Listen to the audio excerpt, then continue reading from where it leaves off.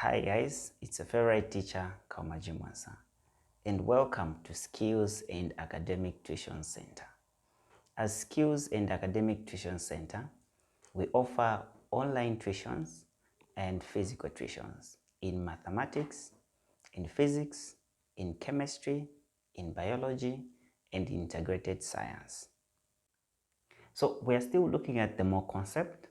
So in this video, we are going to look at how we can determine the mass of a substance, provided the number of moles and the molar mass.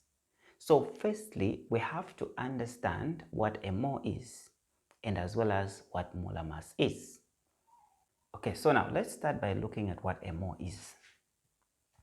So a mole of a substance is the amount of a substance that contains the same number of particles as there are in exactly 12.0 grams of carbon-12. So a mole of a substance is the amount of a substance that contains the same number of particles as there are in exactly 12.0 grams of carbon-12 isotope. Therefore, 1 mole of a substance, of any substance, contains 6.023 times 10 to the power 23 particles. It contains 6.023 times 10 to the power 23 particles.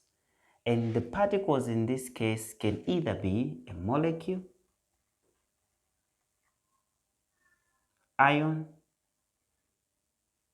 atom, or even electrons. So the particles can either be molecules, ions, atoms, and at the same time electrons. So now we can use this same concept to determine the mass of a substance, provided we have the molar mass of a substance, or provided we have the number of moles for a substance. So now when we say a molar mass, so the molar mass now is the relative formula mass or the relative molecular mass in grams per mole. So the relative formula mass and relative molecular mass do not have units, but the molar mass is calculated in grams per mole. In order for us to calculate the mass of a substance, we are going to say number of moles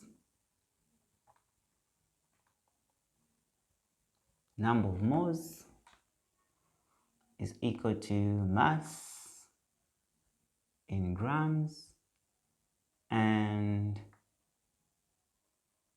molar mass in grams per mole. Molar mass in grams per mole. Then the moles here. So this is the formula that you can use to determine the number of moles, provided you have the mass and the molar mass. Or you can use it to calculate the mass of a substance, provided you have the number of moles and as well as the molar mass. Let's look at some of the examples.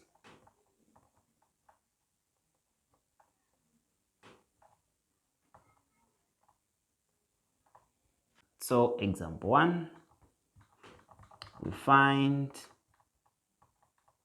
the number of moles in 20 grams of calcium oxide. We find the number of moles in 20 grams of calcium oxide.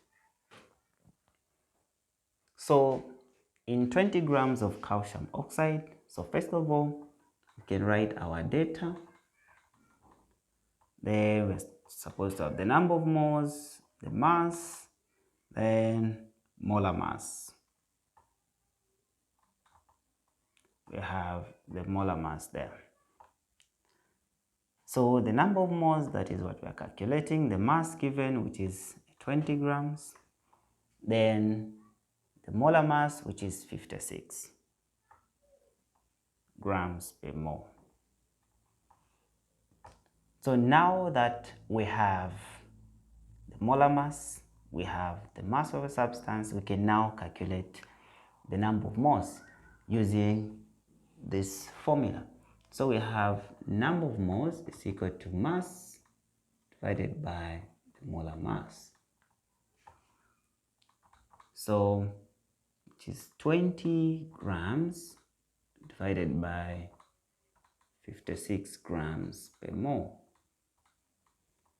So you cancel there, you also cancel there. So we'll have 0.36 moles. So that is how you calculate the number of moles given the mass of a substance, also the molar mass. We can try another example, example 2, which is saying find the mass of 3.5 moles of calcium carbonate.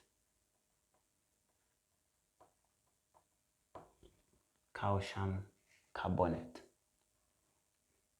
So we get the mass. So as usual, we write our data. So number of moles, mass, then the molar mass there. So the number of moles, 3.5 moles. Then our mass, that is what we are calculating. Then the molar mass, which is 100 grams per mole. So we can use this data which we have to calculate the mass. So by using that formula, where number of moles is equal to mass divided by molar mass, we are going to make mass the subject of the formula. So when we make mass the subject of the formula, we are going to have mass is equal to number of moles multiplied by the molar mass.